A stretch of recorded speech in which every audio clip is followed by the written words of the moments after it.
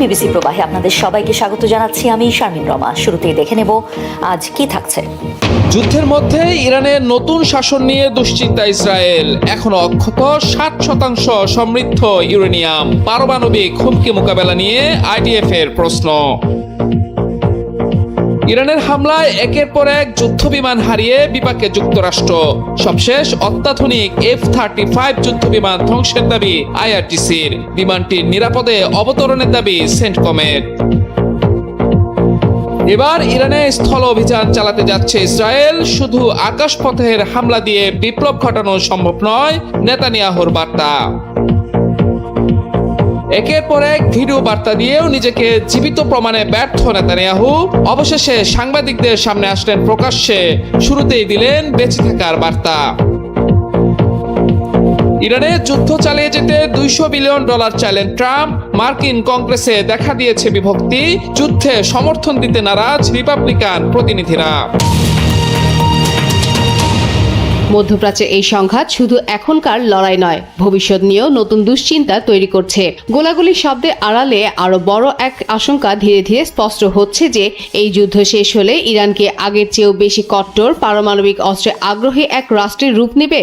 এই প্রশ্নই এখন সবচেয়ে বেশি ভাবাচ্ছে ইসরায়েলকে। ইসরায়েলি প্রতিরক্ষা বাহিনী আইডিএফ এর এক মূল্যায়নে বলা হয়েছে, অনেক হামলা চালানো হলেও ইরানের শাসন ব্যবস্থা পুরোপুরি ভেঙে পড়বে এটা নিশ্চিত নয়, বরং এর ফলে নতুন আরো কঠোর নেতৃত্ব আসতে পারে। 10,000-এর বেশি ইসরায়েলি হামলা ও 8,000-এর বেশি মার্কিন হামলায় ইরানের শাসন ব্যবস্থা উৎখাত করার জন্য পর্যাপ্ত কিনা তা নিয়ে নিশ্চিত নয় আইডিএফ এর কেউই। আইডিএফ বলেছে, ইসরায়েলি বিমান বাহিনীর প্রাথমিক হামলায় শীর্ষ ইরানি নেতা, আকাশ প্রতিরক্ষা ও ব্যালিস্টিক মিসাইল ধ্বংসের পর দ্রুত মনোযোগ সরিয়ে নেওয়া হয়েছে আইআরজিসি, বাজিশ, স্বরাষ্ট্র মন্ত্রণালয় ও গোয়েন্দা মন্ত্রণালয়ের কমান্ড কেন্দ্রের ধ্বংসের দিকে।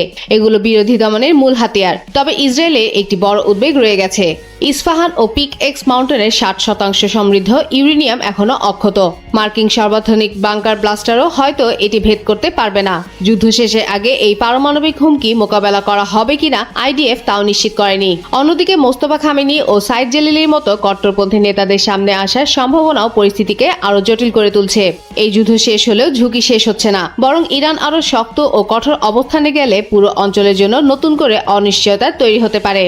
ইরানের হামলায় ভয়াবহ ক্ষতির শিকার হয়েছে সর্বাধুনিক প্রযুক্তির মার্কিন যুদ্ধবিমান F-35, এমন দাবি করেছে তেহরান। মধ্য ইরানের আকাশে তাদের হামলার শিকার হয় ফাইটার জেটটি বলে দাবি করেছে দেশটির সামরিক বাহিনীর শাখা ইসলামী বিপ্লবী রক্ষী বাহিনী আইআরজিসি। গত 19 মার্চ মধ্যরাতে আকাশ প্রতিরক্ষা ব্যবস্থার মাধ্যমে বিমানটিকে লক্ষ্যবস্তু করা হয় বলে দাবি ইরানের। উড়োযানটির পরিণতি সম্পর্কে অবগত না হলেও সেটি ভূপাতিত হয়েছে বলে ধারণা করেছেন তারা। আইআরজিসির দাবি 125টিরও বেশি মার্কিন ইসরায়েলি ড্রোন সফলভাবে প্রতিহতের পর চালানো হয়েছে এই অভিযান। প্রকাশ করা হয়েছে হামলার একটি ভিডিও। এদিকে মার্কিন সেন্টকমের মুখপাত্র ক্যাপ্টেন টিম হকিন্স স্বীকার করেছেন এই হামলার কথা। জানান, পঞ্চম প্রজন্মের স্টেলথ যুদ্ধ বিমানটি ইরানের আকাশে একটি কমব্যাট মিশনে ছিল। এক পর্যায়ে জরুরি অবতরণে বাধ্য হয় সেটি, তবে বিমানটি নিরাপদে অবতরণ করেছে বলে দাবি ওয়াশিংটনের। টানা 21 দিনে গড়ালো ইরান ইসরায়েল সংঘাত। ওয়াশিংটন ও তেল আবিবের যৌথ হামলার পর টানা পাল্টা জবাব দিয়ে যাচ্ছে তেহরান। এমন পরিস্থিতির মধ্যেই এবার ইরানে একটি স্থল অভিযানের প্রয়োজনীয়তার উপর গুরুত্ব আরোপ করেছেন ইসরায়েলের প্রধানমন্ত্রী বেনিয়ামিন নেতানিয়াহু। তার মতে, শুধুমাত্র আকাশ পথের হামলা দিয়ে কোনো বড় পরিবর্তন বা বিপ্লব ঘটানো সম্ভব নয় এবং এই লক্ষ্য অর্জনে অবশ্যই একটি স্থল উপাদানের উপস্থিতি থাকতে হবে। যুদ্ধ পরিস্থিতি যখন তৃতীয় সপ্তাহে গড়িয়েছে, তখন নেতানিয়াহুর এমন মন্তব্য ইসরায়েল ও যুক্তরাষ্ট্রের মধ্যে ক্রমবর্ধমান উত্তেজনার এক নতুন সংকেত হিসেবে দেখা হচ্ছে। নেতানিয়াহু এক বিবৃতিতে জানান, যুদ্ধের ময়দানে চূড়ান্ত বিজয় এবং কৌশলগত লক্ষ্য অর্জনে বিমান হামলা সহায়ক ভূমিকা পালন করলেও তা যথেষ্ট নয়। একটি শক্তিশালী স্থল অভিযানের মাধ্যমে প্রতিপক্ষের ওপর পূর্ণ নিয়ন্ত্রণ প্রতিষ্ঠা করা সম্ভব। তিনি মনে করেন, ইরানের সামরিক অবকাঠামো এবং রাজনৈতিক সমীকরণ বদলে দিতে হলে স্থলবাহিনীর সরাসরি হস্তক্ষেপ অপরিহার্য। ইসরায়েলি প্রধানমন্ত্রীর এই অবস্থান এমন এক সময় সামনে এলো যখন মার্কিন প্রশাসন মধ্যপ্রাচ্যে নতুন করে বড় ধরনের স্থলযুদ্ধে জড়ানোর বিষয়ে দ্বিধাগ্রস্ত।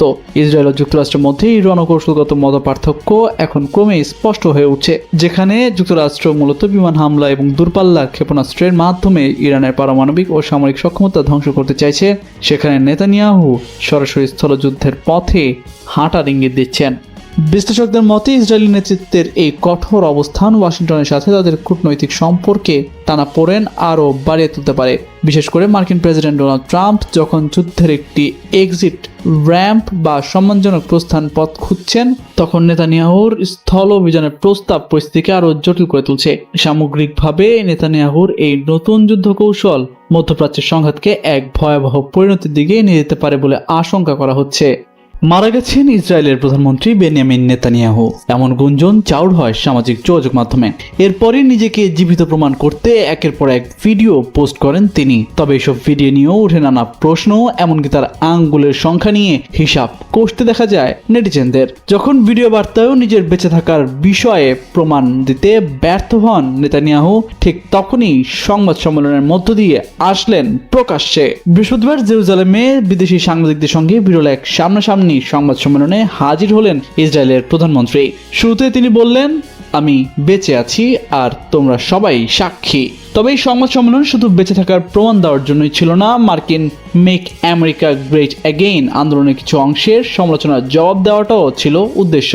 সেখান থেকে অভিযোগ উঠেছে ইসরায়েল যুক্তরাষ্ট্রকে ইরানের সঙ্গে অন্তহীন যুদ্ধে টেনে এনেছে, মার্কিন জনমত এই যৌথ সামরিক অভিযানের বিরুদ্ধে ঘুরছে। এই প্রেক্ষাপটে নেতানিয়াহু পাল্টা প্রশ্ন ছুড়লেন, কেউ কি সত্যিই মনে করে কেউ প্রেসিডেন্ট ট্রাম্পকে বলতে পারে কি করবেন? প্রেসিডেন্ট ট্রাম্প সবসময় নিজের সিদ্ধান্ত নেন, যা আমেরিকার জন্য ভালো এবং ভবিষ্যৎ প্রজন্মের জন্য ভালো বলে মনে করেন। এর আগে গেল 8 মার্চ ইরানের ক্ষেপণাস্ত্র হামলায় নেতানিয়াহু নিহত হয়েছেন। এই গুজব অনলাইনে ভাইরাল হয়েছিল।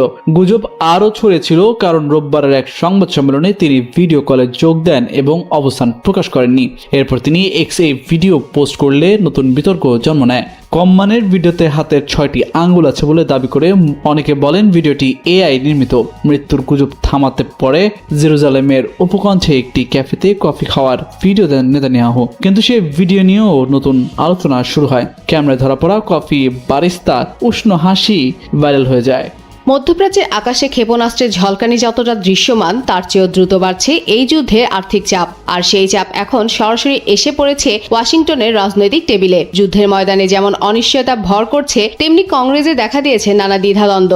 এই পরিস্থিতিতে যুক্তরাষ্ট্রের প্রতিরক্ষা দপ্তর পেন্টাগন ইরানকে কেন্দ্র করে চলমান সাময়িক অভিযান চালিয়ে যেতে প্রায় $200 বিলিয়ন অতিরিক্ত তহবিল চেয়েছে। যদিও মার্কিন প্রেসিডেন্ট ডোনাল্ড ট্রাম্প বিপুল পরিমাণের এই অর্থের প্রয়োজনীয়তা বিভিন্ন কারণ উল্লেখ করলেও বিস্তারিত ব্যাখ্যা দেননি। জানা গেছে ইতিমধ্যে যুদ্ধের প্রথম সপ্তাহেই প্রায় $11 বিলিয়ন ব্যয় হয়েছে। প্রতিরক্ষা মন্ত্রী পিট হেগসেথ সতর্ক করে বলেছেন, পরিস্থিতি অনুযায়ী এই ব্যয় আরও বাড়তে পারে।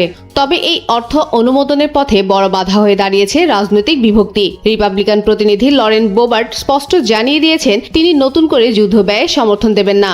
একই সুরে চিপ রয় প্রশ্ন তুলেছেন মিশনের উদ্দেশ্য ও দীর্ঘমেয়াদী পরিকল্পনা নিয়ে। পাশাপাশি থমাস মাসি আশঙ্কা করেছেন এই ব্যয় কয়েকশো বিলিয়ন ছাড়িয়ে ট্রিলিয়নে পৌঁছাতে পারে। অন্যদিকে সিনেটর লিসা মুরকাউস্কি স্বীকার করেছেন যে যুদ্ধ কতদিন চলবে বা স্থলসেনা পাঠানো হবে কিনা এ বিষয়ে এখনো পরিষ্কার ধারণা পাওয়া যায়নি।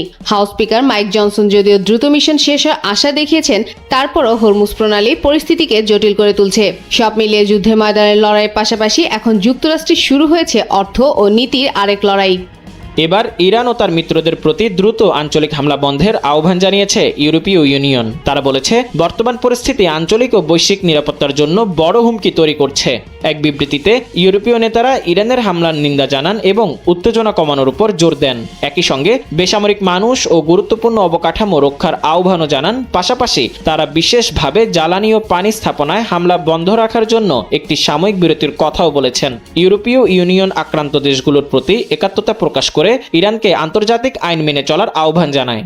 এছাড়া হরমুজ প্রণালী দিয়ে জাহাজ চলাচলে বাধা সৃষ্টি না করার জন্য সতর্ক করে ইউনিয়নটি, কারণ এই পথ দিয়ে বিশ্বে প্রায় 20% তেল পরিবহন হয়। ইরানের একের পর এক হামলায় খোশমেজাজে থাকতে পারছেন না মার্কিন প্রেসিডেন্ট ডোনাল্ড ট্রাম্প। এবার ইরানের দিকে ইঙ্গিত করে বলেছেন, যদি কাতারের তরলকৃত প্রাকৃতিক গ্যাস এলএনজি স্থাপনায় আর কোনো প্রতিশোধমূলক হামলা চালানো হয়, তবে ইরানের পুরো দক্ষিণ পার্স গ্যাস ফিল্ডকে উড়িয়ে দেওয়া হবে। সোশ্যাল মিডিয়া প্ল্যাটফর্ম ট্রুথ সোশ্যালে দেওয়া এক পোস্টে তিনি এই সতর্কবার্তা দেন। মার্কিন প্রেসিডেন্ট কঠোরভাবে হুঁশিয়ারি দিয়ে বলেন, যদি কাতার পুনরায় আক্রান্ত হয় তবে ইসরায়েলের সাহায্য বা সম্মতি ছাড়াই যুক্তরাষ্ট্র এককভাবে ইরানের দক্ষিণ পাস গ্যাস ফিল্ডে এমন প্রচণ্ড শক্তি ও সক্ষমতা নিয়ে হামলা চালাবে যা ইরান আগে কখনো দেখেনি। তবে ট্রাম্প আশ্বস্ত করেন, ইরান যদি কাতারের উপর নতুন করে হামলা না চালায় তবে ইসরায়েলও ওই গ্যাস ফিল্ডে কোনো হামলা চালাবে না। ট্রাম্প উল্লেখ করেন যে তিনি ইরানের ভবিষ্যতের উপর দীর্ঘমেয়াদী প্রভাবের কথা বিবেচনা করে এত বড় মাত্রার সহিংসতার অনুমতি দিতে চান না। তবে কাতারের জ্বালানি নিরাপত্তার উপর আঘাত আসলে তিনি এই কঠোর পদক্ষেপ নিতে বিন্দুমাত্র দ্বিধা করবেন না। এই উত্তেজনার সূত্রপাত হয় গত বৃহস্পতিবার ভোরে, যখন বিশ্বের বৃহত্তম এলএনজি উৎপাদনকারী প্রতিষ্ঠান কাতার এনার্জি জানায় তাদের বেশ কিছু স্থাপনায় মিসাইল হামলা হয়েছে। এতে বড় ধরনের অগ্নিকাণ্ড ও ব্যাপক ক্ষয়ক্ষতি ঘটে। কাতারের প্রতিরক্ষা মন্ত্রণালয় এই হামলার জন্য ইরানকে দায়ী করে জানায় রাস লাফান ইন্ডাস্ট্রিয়াল সিটিতে ইরানি ক্ষেপণাস্ত্র আঘাত হেনেছে। মূলত বুধবার ইরানের বৃহত্তম এই দক্ষিণ পার্স গ্যাস ফিল্ডে ইসরায়েলি হামলার পর ইরান পারস্য উপসাগরীয় অঞ্চলের জ্বালানি অবকাঠামোতে পাল্টা হামলার হুমকি দিয়েছিল। উল্লেখ্য, ইরান ও কাতারের মধ্যে যৌথ মালিকানাধীন এই দক্ষিণ পার্স ফিল্ডটি বিশ্বের বৃহত্তম গ্যাস ক্ষেত্র এবং এটি ইরানের অভ্যন্তরীণ জ্বালানির প্রধান উৎস। ইরানকে ঘিরে যুক্তরাষ্ট্র ইসরায়েলের চলমান সংঘাত এখন শুধু তেল গ্যাসের বাজারেই নয়, বিশ্ব অর্থনীতি ও খাদ্য সরবরাহ ব্যবস্থাতেও বড় ধরনের বিঘ্ন সৃষ্টি করেছে। বিশেষজ্ঞরা সতর্ক করে বলছেন, এই যুদ্ধ যদি দীর্ঘস্থায়ী হয় তাহলে বিশ্বজুড়ে খাদ্য সংকট তৈরি হওয়ার আশঙ্কা রয়েছে। আর এর মূল কারণ কৃষিকাজের জন্য অপরিহার্য সারের তীব্র সংকট। বিশ্বের প্রায় 20% তেল ও গ্যাস পরিবহন করা হয় হরমুজ প্রণালী দিয়ে। গত 2 মার্চ এই জলপথ বন্ধের ঘোষণা দেন ইরানের ইসলামী বিপ্লবী গার্ড কোরের প্রধান কমান্ডারের জ্যেষ্ঠ উপদেষ্টা ইব্রাহিম জাওয়ারি। এই ঘোষণার পরপরই তেলের দাম প্রতি ব্যারেল $100 ছাড়িয়ে যায়। সার তৈরির প্রধান কাঁচামাল হলো প্রাকৃতিক গ্যাস, কিন্তু যুদ্ধের কারণে গ্যাস সরবরাহ ঠিকমতো হচ্ছে না, আবার জাহাজ চলাচলেও সমস্যা হচ্ছে। এতে অনেক দেশের সার কারখানা তাদের উৎপাদন কমাতে বা পুরোপুরি বন্ধ রাখতে বাধ্য হচ্ছে। বিশ্বে সবচেয়ে বেশি ব্যবহৃত হয় ইউরিয়া সার, যার প্রায় অর্ধেকই রপ্তানি হয় উপসাগরীয় অঞ্চল থেকে, আর এর বড় অংশ যায় হরমুজ প্রণালী দিয়ে। ফলে এই পথ বাধাগ্রস্ত হওয়ায় সরাসরি ক্ষতিগ্রস্ত হচ্ছে বৈশ্বিক কৃষি খাত। সরবরাহ কমার পাশাপাশি সারের দামও দ্রুত বাড়ছে। বিশ্লেষণধর্মী সংস্থা আর্গাস মিডিয়ার তথ্য অনুযায়ী গত 13 মার্চ পর্যন্ত মধ্যপ্রাচ্য থেকে ইউরিয়ার রপ্তানির দাম প্রায় 40% বেড়েছে। প্রতি মেট্রিক টন ইউরিয়ার দাম $500 নিচ থেকে বেড়ে এখন $700 ছাড়িয়ে গেছে। আর 2025 সালের একই সময়ের তুলনায় সারের দাম বর্তমানে প্রায় 60% বেশি। বিশ্লেষকদের আশঙ্কা, সারের দাম বর্তমানের তুলনায় প্রায় দ্বিগুণ হতে পারে। বিশেষ করে নাইট্রোজেন সারের দাম দ্বিগুণ হওয়ার পাশাপাশি ফসফেট সারের দাম বাড়তে পারে প্রায় 50%। 2024 সালের তথ্য অনুযায়ী এশিয়ার দেশগুলো উপসাগরীয় অঞ্চলে সার রপ্তানির উপর সবচেয়ে বেশি নির্ভরশীল। তথ্য বিশ্লেষণধর্মী প্রতিষ্ঠান ক্যাপলারের মতে এই অঞ্চলের মোট ইউরিয়া রপ্তানির 35%, সালফার রপ্তানির 53% এবং অ্যামোনিয়া রপ্তানির 64%ই আসে এশিয়াতে। এই রপ্তানি বিশেষ করে বিশ্বের বৃহত্তম খাদ্য উৎপাদনকারী দেশ ভারত, ব্রাজিল এবং চীনের জন্য অত্যন্ত গুরুত্বপূর্ণ। এছাড়া মরক্কো, যুক্তরাষ্ট্র, অস্ট্রেলিয়া এবং ইন্দোনেশিয়াতেও উল্লেখযোগ্য পরিমাণে সার রপ্তানি হয়। ভারত তাদের প্রয়োজনীয় ইউরিয়া ও ফসফেট সারের 40%-এরও বেশি এই মধ্যপ্রাচ্য অঞ্চল থেকে সংগ্রহ করে। অন্যদিকে ব্রাজিলের সারের চাহিদার প্রায় পুরো অংশই আমদানির উপর নির্ভরশীল, যার অর্ধেকই পরিবাহিত হয় হরমুজ প্রণালী দিয়ে। যদি সারের এই দীর্ঘস্থায়ী সংকট এবং চড়া দামের কারণে অনেক কৃষক সার ব্যবহার কমিয়ে দেন বা পুরোপুরি বন্ধ করে দেন, তাহলে ফসলের উৎপাদন মারাত্মকভাবে কমে যাবে। এর সরাসরি প্রভাব পড়বে বিশ্ব খাদ্য নিরাপত্তার উপর। চাল, গম, ভুট্টা এবং সয়াবিনের মতো মৌলিক ফসলের উৎপাদন কমে গেলে ভেঙে পড়বে বিশ্ব বাজারের সরবরাহ ব্যবস্থা। ফলে বহুগুণ বেড়ে যেতে পারে খাদ্যদ্রব্যের দাম। এছাড়া আমদানি নির্ভর দেশগুলোতে ভয়াবহ খাদ্য সংকট বা দুর্ভিক্ষের পরিস্থিতিও তৈরি হতে পারে। ইরানের হামলায় প্রথমবারের মতো ক্ষতিগ্রস্ত হয়েছে যুক্তরাষ্ট্রের অত্যাধুনিক যুদ্ধবিমান F-35 লাইটনিং II। এই ঘটনার পর মধ্যপ্রাচ্যের একটি মার্কিন বিমান ঘাঁটিতে যুদ্ধবিমানটি জরুরি অবতরণ করতে বাধ্য হয়। ঘটনা সম্পর্কে অবগত দুটি সূত্রের বরাতে মার্কিন সংবাদ মাধ্যম CNN বিষয়টি নিশ্চিত করেছে। যুক্তরাষ্ট্রের সামরিক বাহিনীর সেন্ট্রাল কমান্ড সেন্টকম জানিয়েছে, ইরানের বিরুদ্ধে একটি অভিযানে অংশ নেওয়ার সময় বিমানটি আঘাত পায়। ধারণা করা হচ্ছে ইরানের বিমান বিধ্বংসী গোলার আঘাতেই এটি ক্ষতিগ্রস্ত হয়েছে। গত 28 ফেব্রুয়ারি শুরু হওয়া চলমান সংঘাতে এই প্রথম ইরান কোনো মার্কিন যুদ্ধ বিমানকে আঘাত করতে সক্ষম হলো। বর্তমানে এই যুদ্ধে যুক্তরাষ্ট্র ও ইসরায়েল দুই দেশই F-35 ব্যবহার করছে। এসব যুদ্ধ বিমানের এক একটি নির্মাণে ব্যয় হয় $10 কোটি বেশি। এই ঘটনা এমন এক সময় ঘটল যখন মার্কিন কর্মকর্তারা ইরানের বিরুদ্ধে অভিযানে বড় ধরনের সাফল্য পাওয়ার দাবি করছেন। এর আগে ইরাকে একটি মার্কিন রিফুয়েলিং বা জ্বালানি সরবরাহকারী বিমান বিধ্বস্ত হয়। এতে থাকা 6 জন ক্রুর সবাই নিহত হন। সেন্টকম জানিয়েছে, বিমানটি শত্রু বা মিত্র কোনো পক্ষের গুলিতে ভূপাতিত হয়নি। তবে ইরাকের ইসলামিক রেজিস্ট্যান্স নামের একটি গোষ্ঠী দাবি করেছে তারাই এটি ভূপাতিত করেছে। এছাড়া সৌদি আরবে প্রিন্স সুলতান বিমান ঘাঁটিতে ইরানের ক্ষেপণাস্ত্র হামলায় মার্কিন বিমান বাহিনীর 5টি রিফুয়েলিং বিমান ক্ষতিগ্রস্ত হয়েছে, যদিও সেগুলো পুরোপুরি ধ্বংস হয়নি। বর্তমানে সেগুলো মেরামত করা হচ্ছে। ইরান ও ইসরায়েলের মধ্যকার চলমান যুদ্ধে সরাসরি জড়িয়ে পড়ার পর এবার নজিরবিহীন আর্থিক টানাপোড়েনের মুখে পড়েছে যুক্তরাষ্ট্রের প্রতিরক্ষা সদর দপ্তর পেন্টাগন।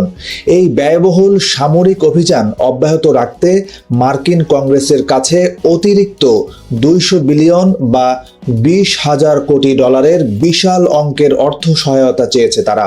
যুদ্ধের কোনো নির্দিষ্ট সময়সীমা না থাকায় পেন্টাগনের এই বিশাল অঙ্কের চাহিদাকে ঘিরে তৈরি হয়েছে চরম অর্থসংকট ও রাজনৈতিক বিতর্ক।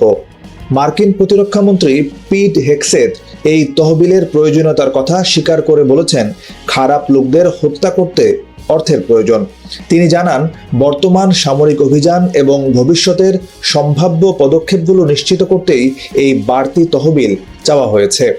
পেন্টাগনের এই বিপুল অর্থের আবদার এমন এক সময়ে এলো যখন চলতি অর্থবছরে তাদের জন্য ইতোমধ্যেই $800 বিলিয়ন বিশাল বাজেট অনুমোদন করেছে কংগ্রেস।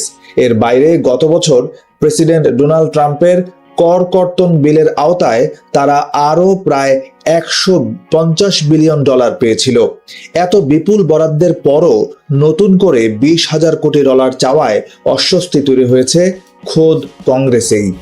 এই অর্থ ছাড় করানো পেন্টাগনের জন্য মোটেও সহজ হবে না, কারণ কংগ্রেস আনুষ্ঠানিকভাবে এই যুদ্ধের অনুমোদন দেয়নি। রক্ষণশীল রিপাবলিকান আইন প্রণেতারা এমনিতেই সামরিক খাতে অতিরিক্ত ব্যয়ের বিরোধী। তারা অভ্যন্তরীণ খাতগুলোকে বেশি গুরুত্ব দিতে চান। অন্যদিকে ডেমোক্রেট নেতা বেটি ম্যাককালাম স্পষ্ট জানিয়ে দিয়েছেন, বিস্তারিত সামরিক কৌশল ও লক্ষ্যমাত্রা না জানালে তারা এই তহবিলে চোখ বন্ধ করে অনুমোদন দেবেন না। হরমুজ প্রণালীতে A-10 ওয়ারথগ এবং ইরাকে AH-64 অ্যাপাচের মতো ব্যয়বহুল যুদ্ধবিমান ও সমরাস্ত্র ব্যবহার করছে যুক্তরাষ্ট্র, যা মার্কিন কোষাগারে বড় ধরনের টান ফেলেছে। প্রেসিডেন্ট ট্রাম্প এই বাড়তি ব্যয়ের পক্ষে সাফাই গেয়েছেন এবং অস্ত্র ভান্ডার খালি হওয়ার জন্য সাবেক প্রেসিডেন্ট জো বাইডেনের ইউক্রেন নীতিকে দায়ী করেছেন। হাউজের স্পিকার মাইক জনসন ইরান যুদ্ধের অর্থায়নে সমর্থন দেওয়ার ইঙ্গিত দিলেও যুদ্ধের ক্রমবর্ধমান ব্যয়ভার পেন্টাগনের জন্য যে গভীর আর্থিক সংকট তৈরি করেছে তা মার্কিন রাজনীতিতে এখন এক বড় চিন্তার বিষয়। ইরানের জ্বালানি অবকাঠামোতে হামলার বদলা হিসেবে এবার ইসরায়েলের হাইফা শহরের একটি তেল শোধনাগারে মিসাইল হামলা চালিয়েছে তেহরান। 19 মার্চ ইসরায়েলের জ্বালানি মন্ত্রী এলি কোহেন জানান, অয়েল রিফাইনারিজ লিমিটেডের ওই স্থাপনায় হামলার ফলে বিদ্যুৎ সরবরাহ সাময়িকভাবে ব্যাহত হলেও খুব দ্রুত তা অধিকাংশ গ্রাহকের জন্য স্বাভাবিক করা হয়েছে। তিনি আরও দাবি করেন, উত্তরাঞ্চলে বিদ্যুৎ গ্রিডে হওয়া এই ক্ষয়ক্ষতি একেবারেই স্থানীয় পর্যায়ের এবং খুব একটা তাৎপর্যপূর্ণ নয়। গত মাসের শেষের দিকে যুক্তরাষ্ট্র ও ইসরায়েল ইরানের বিরুদ্ধে যুদ্ধ শুরু করার পর থেকেই পুরো মধ্যপ্রাচ্য জুড়ে একের পর এক মিসাইল ও ড্রোন হামলা চালিয়ে যাচ্ছে তেহরান। 18 মার্চ ইরানের সাউথ পার্স অফশোর গ্যাস ক্ষেত্রে ইসরায়েলি হামলার জবাবে এই সপ্তাহে তেহরান উপসাগরীয় অঞ্চলের বেশ কয়েকটি তেল ও গ্যাস স্থাপনা লক্ষ্য করে হামলা চালায়। ইরানের পররাষ্ট্রমন্ত্রী আব্বাস আরাকচি কঠোর হুঁশিয়ারি দিয়ে বলেছেন, তাদের অবকাঠামোতে আবারও আঘাত হানা হলে ইরান বিন্দুমাত্র সংযম দেখাবে না।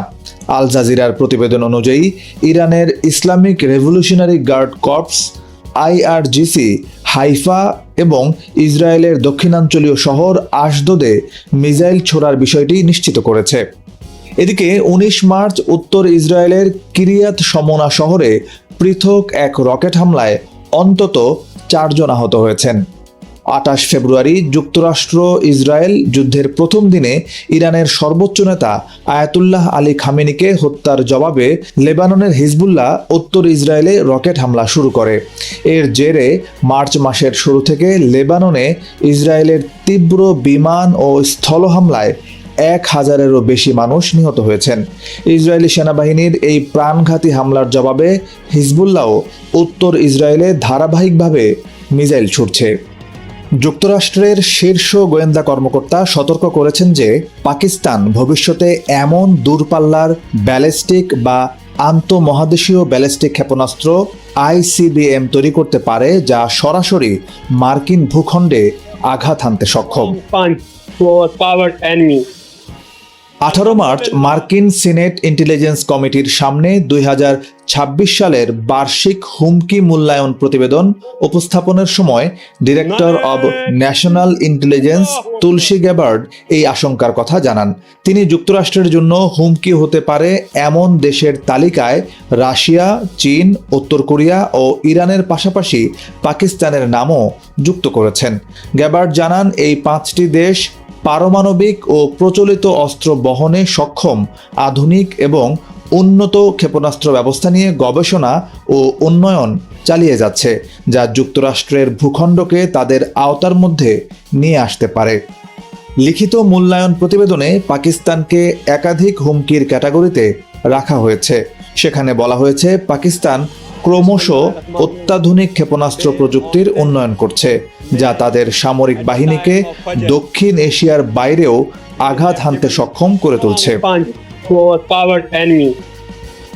এছাড়া গণবিধ্বংসী অস্ত্র WMD প্রসঙ্গে বলা হয়েছে, পাকিস্তান সম্ভবত এমন সরবরাহ ব্যবস্থার উন্নয়ন অব্যাহত রাখবে যা তাদের পাল্লা ও নির্ভুলতা বাড়াবে, মার্কিন ক্ষেপণাস্ত্র প্রতিরক্ষা ব্যবস্থাকে চ্যালেঞ্জ করবে এবং গণবিধ্বংসী অস্ত্র ব্যবহারের নতুন বিকল্প তৈরি করবে।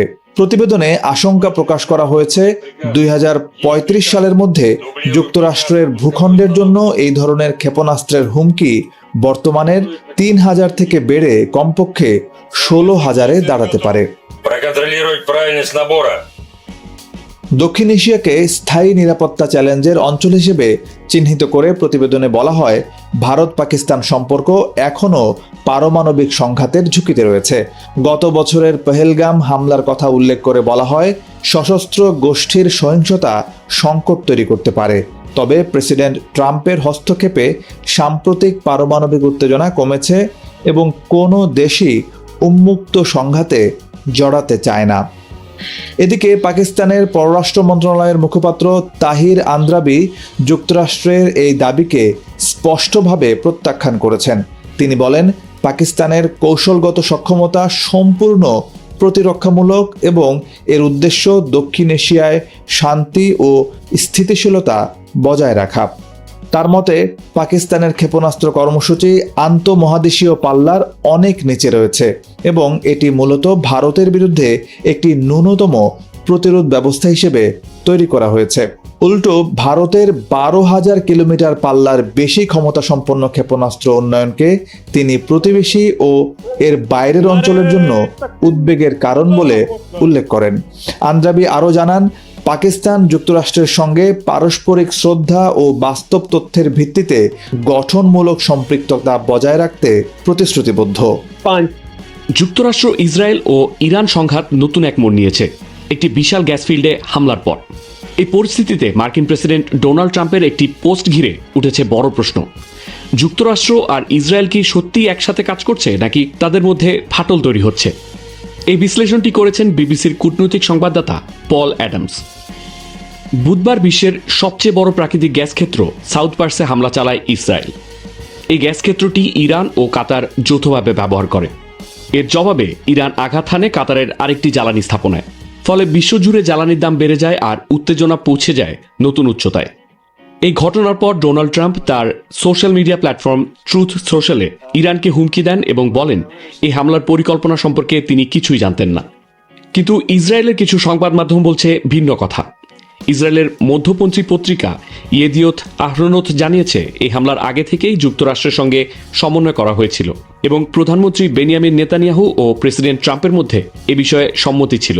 ইসরায়েলি ডানপন্থী পত্রিকা ইসরায়েল হায়ম আরও এক ধাপে গিয়ে বলেছে সপ্তাহান্তে প্রেসিডেন্ট ট্রাম্প ইরানের উপকূলীয় শহর আসালুইয়তে সম্ভাব্য ইসরায়েলি হামলা নিয়ে পারস্য উপসাগরীয় 3টি দেশের নেতাদের সঙ্গে আলোচনা করেছিলেন। তবে ট্রাম্পের বক্তব্যের ক্ষেত্রে যেমনটা প্রায়ই দেখা যায়, এখানে আসল সত্য কোথায় তা নির্ধারণ করা সহজ নয়। ট্রাম্প তার পোস্টে ইসরায়েলের হামলাকে বলেছেন রাগ থেকে করা সহিংস প্রতিক্রিয়া। এ ধরনের ভাষা সাধারণত ইরানের মতো প্রতিপক্ষের প্রতিক্রিয়া বোঝাতে ব্যবহার করা হয়, কোনো ঘনিষ্ঠ মিত্রের পরিকল্পিত সামরিক অভিযানের জন্য নয়। তাহলে কি ট্রাম্প ইঙ্গিত দিচ্ছেন যে ইসরায়েল হয়তো বিচক্ষণ সিদ্ধান্ত নেয়নি? আরেকটি গুরুত্বপূর্ণ বিষয়, প্রেসিডেন্ট ডোনাল্ড ট্রাম্প সাধারণত বড় হাতের অক্ষর অর্থাৎ ক্যাপিটাল লেটার ব্যবহার করার জন্য পরিচিত। তবে এই দীর্ঘ পোস্টে তিনি মাত্র একবারই পুরো বড় হাতের অক্ষরে লিখেছেন এই গ্যাস ফিল্ডে ইসরায়েলের দ্বারা আর কোনো হামলা হবে না। এটা কি আগে থেকে নেওয়া কোনো সিদ্ধান্ত নাকি ইসরায়েলের প্রতি সরাসরি সতর্কবার্তা? স্পষ্ট করে বলা কঠিন। বৃহস্পতিবার সন্ধ্যায় এক সংবাদ সম্মেলনে বেনিয়ামিন নেতানিয়াহু বলেন গ্যাস ফিল্ডে হামলা ইসরায়েল একাই করেছে এবং ট্রাম্প নাকি তাদের এ ধরনের আরও হামলা থেকে বিরত থাকতে বলেছেন। তবে তিনি জোর দিয়ে বলেন যুক্তরাষ্ট্র ও ইসরায়েল এখানে একই লক্ষ্যে কাজ করছে। তবে অন্যদিকে দেখা যাচ্ছে দুটি দেশের লক্ষ্য একেবারেই এক নয়। ইসরায়েল দীর্ঘদিন ধরেই ইরানের সরকার পরিবর্তন চায়, অন্যদিকে যুক্তরাষ্ট্র বেশি গুরুত্ব দিচ্ছে ইরানের সামরিক সক্ষমতা দুর্বল করার দিকে। মধ্যপ্রাচ্য বিষয়ক সাবেক মার্কিন কূটনৈতিক ডেভিড স্যাটারফিল্ডের মতে দুটি দেশের লক্ষ্য অনেকটাই মিল আছে, কিন্তু যুদ্ধ কখন থামাতে হবে এখানেই পার্থক্য। তিনি বলেন ট্রাম্প এমন একটি জয় চান যা বাস্তবসম্মত, কিন্তু নেতানিয়াহুর জন্য ইরানের অস্থিতিশীলতাই একটি কাঙ্ক্ষিত ফলাফল। প্রেসিডেন্ট ডোনাল্ড ট্রাম্প আরও হুমকি দিয়েছেন যদি ইরান আবার কাতারের গ্যাস স্থাপনায় হামলা করে তাহলে যুক্তরাষ্ট্র বিশাল শক্তি দিয়ে পুরো সাউথ পার্স গ্যাস ফিল্ড ধ্বংস করে দিতে পারে। এমন বক্তব্য ট্রাম্পের জন্য নতুন নয়, কিন্তু এটি পরিস্থিতিকে আরও উত্তপ্ত করে তুলছে। এই যুদ্ধে ইসরায়েলের জনগণের সমর্থন এখন অনেক বেশি, কিন্তু যুক্তরাষ্ট্রের জনগণের সমর্থন 50% নিচে। এই যুদ্ধ নেতানিয়াহুর রাজনৈতিক অবস্থান শক্ত করতে পারে, কিন্তু ট্রাম্পের জন্য এটি রাজনৈতিক ঝুঁকি তৈরি করছে। যুক্তরাষ্ট্র ও ইসরায়েল দুটি দেশই ঘনিষ্ঠ মিত্র, কিন্তু এই যুদ্ধে দেখা যাচ্ছে তাদের মধ্যে সূক্ষ্ম পার্থক্য রয়েছে।